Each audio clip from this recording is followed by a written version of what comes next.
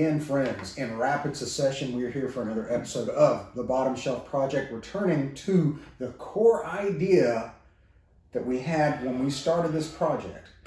Looking at the dankest, darkest, most dust-cornered section part of the shelf. The bottom shelf. Yeah. I went on a quest to our local Total Wine, and I picked up the cheapest bottle of whiskey I could find. And I came back with American Pride Bourbon Whiskey, $8.99. AKA Rock Gut. This is less expensive than a good 6-pack of beer. It's less expensive than a mediocre 6-pack of beer. And the fact that it's labeled as bourbon means that it meets certain criteria. It's at least 51% corn. It's been aged in new oak for at least 2 years.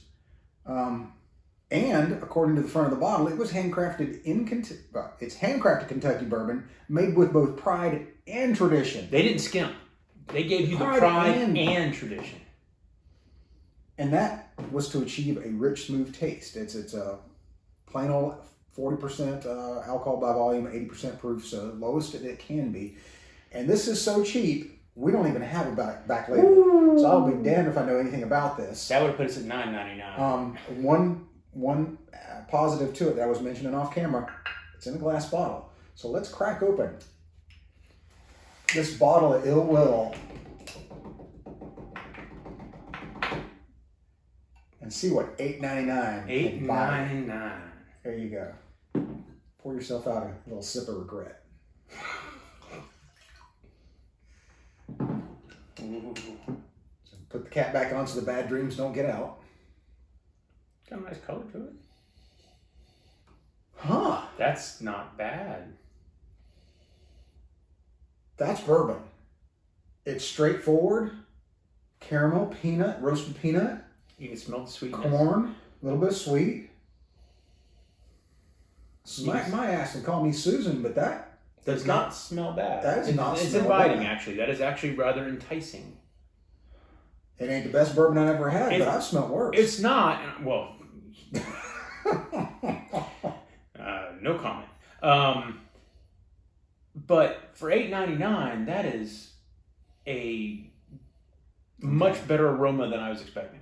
Swirling around, going back in a few times. I'm picking up more just alcohol, a little trace of acetone. This is that chance to breathe. Yeah, it's still. I've smelled far worse. Let me see what this guy's like. Ooh.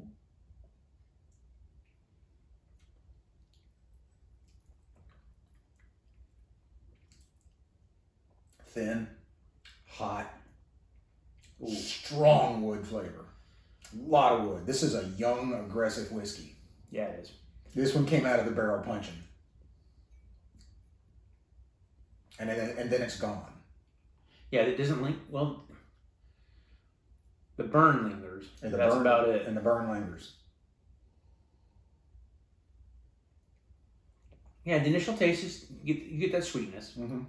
And then that's gone. Like that initial sweetness is the initial sweetness is there, and then ethereal. Once it's gone, you got a little bit of the bitter, the tannin of the wood, yeah, and the pepperiness, and then the wood, the bitterness of the tannins fade, and then you're left with nothing but the pepper, and like I said, it's gone. Whoosh. That's it. It's done. That being said, it's $8.99. It's $8.99. Now that's. I've paid more for worse bottles. Heck, we've drank worse bottles on this podcast. I've drank worse and enjoyed it. Fair enough. And I have to say, watching Whiskey Tribe recently, they've referenced some other American whiskeys that weren't bourbons, that were just whiskeys. That essentially they take something that's barrel aged and then mix it with some vodka, just to bring it up to proof. Okay. This tastes better than some of the things I could reference in that mind frame. This doesn't taste like vodka with just a touch of something. No. It's got some. There's more depth to it than that. There's a lot of wood in there. Granted, it's potent. The wood flavor is potent. Yeah, the wood flavor is potent, but it does have some flavor to it. It doesn't linger. There's no complexity, no nothing. But if you sat down and said, "Pour me a shot of whiskey," and they gave you this, I wouldn't be. I wouldn't be disappointed. mad. I got what I asked for. Yeah. I didn't ask for anything specific. Like if this was the Well brand, that's a good Well brand. Yeah. That's a Well brand I could get behind. Well, color me surprised because Yeah. I fully expected for this to be a tongue. Man, I had all sorts of jokes lined up. Wasted. Just waste. I'm gonna just wasted file them opportunity. away. Yeah. That being said, I think this would be a better mixer than a neat drink. It may be shots between. Give me that cinnamon coat. How can I refuse Cinnamon a coat. command like that? You want the Yeah, let's do it up. Some skulls. Give me. get your little skull mold ice. Skull mold. Because I'm one of those suckers that when I'm on Facebook, I buy all that stupid shit. All right. Freshen this up just a tiny bit. I want mine to be a slightly higher octane. A little splash there.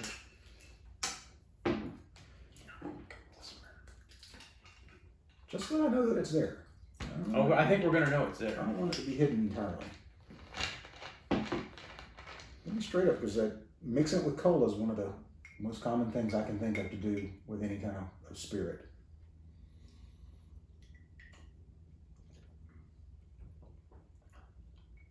I'll be damned if that's not palatable. I can't say I do cartwheels over it, but Don't you find the wood's a lot more subdued. yeah. The cola in it tones that wood flavor down a lot. It takes the bitter out of it. Does take the bitter out of it. You still get a little bit of that sweetness up front from the bourbon. Yeah. Oh, and of course the Coke, it harmonizes with it. Yeah. I will be damned. You know what? For $8.99, if you're on a budget this weekend, you could do worse. I would rather drink that than a vodka any day. Well, Bear in mind, I'm not a fan of vodkas. If I'm gonna drink something, I want it to have a flavor, and the whole point of vodka is for it to be flavorless. Yeah. So, if I can get something in the same price range, or even less than some vodkas, because some of the vodkas are getting pricey now, and get a flavor that's not altogether unpalatable, abysmal. Yeah, it's not. Hell yes. You know, I'm not. I mean, don't get me wrong. I'm not gonna, write letters home to mom about it. But $8.99, I wouldn't keep. Oh, man, this is so funny.